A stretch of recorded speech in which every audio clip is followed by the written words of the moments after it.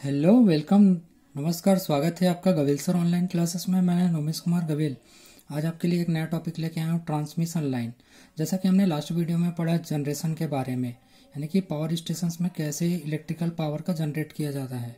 तो जैसे कि हमने पढ़ा thermal power plant, nuclear power plant, tidal power plant, hydro power plant और आपका सोलर एनर्जी पावर प्लांट, तो इत्यादि के बारे में हमने जो है वोल्टेज तो जनरेट कर ली, इलेक्ट्रिकल पावर जनरेट कर ली, परंतु उस इलेक्ट्रिकल पावर को दूर तक कैसे ले जाना है, उसके लिए कौन कौन सी विधियों का उपयोग किया जाता है, उनके बारे में जानते हैं। क्योंकि जैसा कि जानते हैं कि हम जो करंट होता है उसको दूर तक ले जाने के लिए हाई प्रेशर की आवश्यकता होती है, या उसको तेजी की आवश्यकता होती है, स्पीड की आवश्यकता होती है। तो उसको स्पीड जो देता है उसको कहते हैं वोल्टेज। और जब तक वोल्टेज जो है हायर नहीं रहेगा तब तक उसको दूर तक कैसे ट्रांसमिट कर पाएंगे। तो वोल्टेज को दूर तक ट्रांसमिट करने के लिए एक जो है डिवाइस का उपयोग किया जाता है जिसे कहते हैं पावर ट्रांसफार्मर। तो इस पावर ट्रांसफार्मर के द्वारा जो है, क्योंकि जनरेटिंग वोल्टेज आपका 11 केवी तक ही जनरेट होता है, अब उसको अपर वोल्टेज में परिवर्तित करने के लिए पावर ट्रांसफार्मर का उपयोग करते हैं। तो यह पावर ट्रांसफार्मर जो है 11 केवी को 33 केवी, 66 केवी और 132 केवी, एवो देन 132 केवी तक का यह जो है उसको कन्वर्ट करके देता है। तो इस कन्वर्सेशन के बाद में जो नेक्स्ट टॉपिक आता है या नेक्स्ट जो भाग होता है वह होता है ट्रांसमिशन लाइन। तो इसी ट्रांसमिशन लाइन के बारे में हम आगे अभी चर्चा करेंगे। तो चलिए देखते हैं कि आखिर ये ट्रांसमिशन लाइन होता क्या है और कैसे इसमें कौन कौन से भाग होते हैं, और हर एक भाग के बारे में अपन पढ़ते हैं कुछ विस्तार। तो सबसे पहले देखते हैं ट्रांसमिशन टावर। तो ट्रांसमिशन टावर कुछ इस प्रकार से दिखाई देते हैं। सबसे नीचे का भाग टावर बॉडी होता है। उसके ऊपर चलते हैं तो कुछ पिंजड़ा नुमा दिखाई दे रहा है जिसे केज कहा जाता है। सबसे ऊपर की बात करें तो उसे पीक कहा जाता है। साइड में देखेंगे कुछ लटकते हुए भाग, तो उसको कहा जाता है क्रॉस आर्म। और क्रॉस आर्म से लटकता हुआ देखेंगे तो वो कुछ इस प्रकार से दिखाई दे रहे हैं, इसे कहा जाता है इंसुलेटर। तो कुछ इस प्रकार से आपका टावर होता है और इसके एक एक पार्ट के बारे में जानते हैं। सबसे पहले बात करते हैं ऊपर, जो कि अर्थ वायर आपको एरो में दिखाई दे रहा है। तो इसको मैक्सिमम इंटरव्यू वगैरह में भी पूछा जाता है। तो अर्थ वायर होता क्या है? तो यह क्या करता है, ऊपर जो बिजली की आघात होती है या आकाशीय आघात होती है उससे सुरक्षा प्रदान करता है। यदि किसी कारणवश टावर में सप्लाई आ गया तो उससे भी यह सुरक्षा प्रदान करता है, ग्राउंडिंग कर देता है सीधा। आगे बात करें तो यह ऑप्टिकल ग्राउंड वायर होता है, OPGW। इसका अर्थ यह है कि यह ग्राउंडिंग के साथ साथ इंटरनेट कनेक्शन को भी एक स्थान से दूसरा स्थान ले जाती है, जिससे कारण एक सब स्टेशन से दूसरे सब स्टेशन वाले बात कर पाते हैं।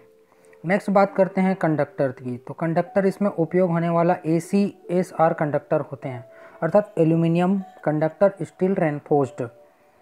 क्योंकि एल्यूमिनियम की मजबूती कम होती है, इस कारण से स्टील को उसके साथ में लगा दिया जाता है ताकि स्टील मजबूती बनाए रखे। कंडक्टिविटी के नाम से देखा जाए तो कॉपर अधिक कंडक्टिविटी करता है, परंतु वो काफ़ी महंगे होते हैं, इस कारण से एल्यूमिनियम का उपयोग किया जाता है और कुछ इस प्रकार से स्टैंडर्ड करके बनाई जाती है। क्योंकि अगर सॉलिड कंडक्टर यूज़ किया जाए तो वहाँ पे कंडक्टर का वेट बढ़ जाएगा, क्योंकि जानते हैं कि AC केवल सरफेस से बहती है, इस कारण से इसको इस प्रकार से बनाया जाता है। नेक्स्ट बात करते हैं दो टावर के बीच की दूरी। तो इसे कहा जाता है स्पान। और कंडक्टर कुछ लोच खाया हुआ है, उसी लोच को कहा जाता है सैग। और नीचे कंडक्टर से नीचे तक का जो भाग होता है उसे ग्राउंड क्लियरेंस कहा जाता है।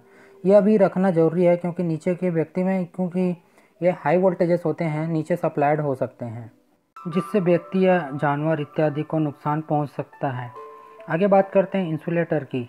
तो इंसुलेटर जो है हाई वोल्टेज जो कि कंडक्टर में फ्लो होती है को टावर में जाने नहीं देता है।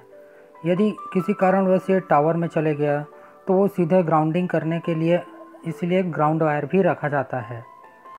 आगे बात करते हैं, एक रिंग नुमा शेप दिखाई दे रही है, इसे कहा जाता है एंटी कोरोना या कोरोना रिंग।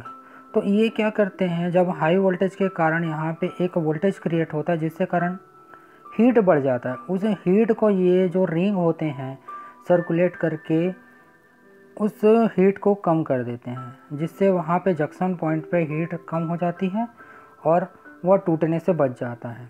नेक्स्ट बात करते हैं जंपर की। तो जंपर क्या होता है जानते हैं। तो सबसे पहले जंपर जो है एक कंडक्टर से दूसरे कंडक्टर को जोड़ता है।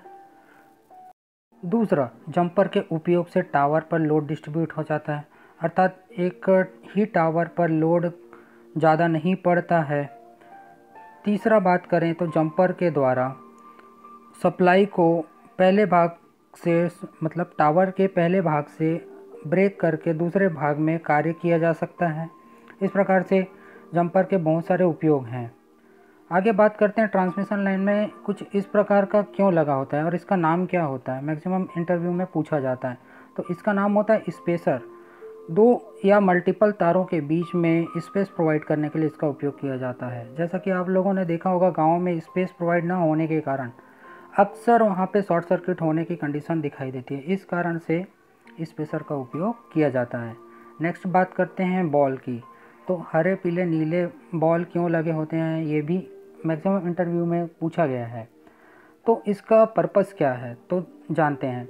तो इसका पर्पस ये है कि नाइट के टाइम में या डे टाइम में एरोप्लेन, हेलीकॉप्टर या पैराग्लाइडर इत्यादि को इंडिकेट करने के लिए इस प्रकार के बॉल का उपयोग किया जाता है।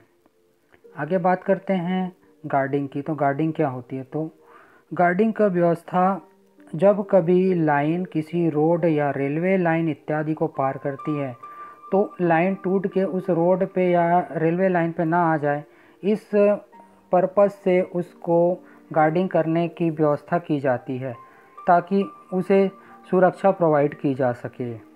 इसके बाद ट्रांसमिशन लाइन जब सप्लाइड हो के स्टेशन या सब स्टेशन तक आती है तो सबसे पहले सीबीटी यानी कि पोटेंशियल ट्रांसफार्मर पर आती है। तो वहाँ पे पोटेंशियल ट्रांसफार्मर द्वारा उसके वोल्टेज का कैलकुलेशन किया जाता है तथा कैलकुलेशन करके उसको सब स्टेशन में शो किया जाता है।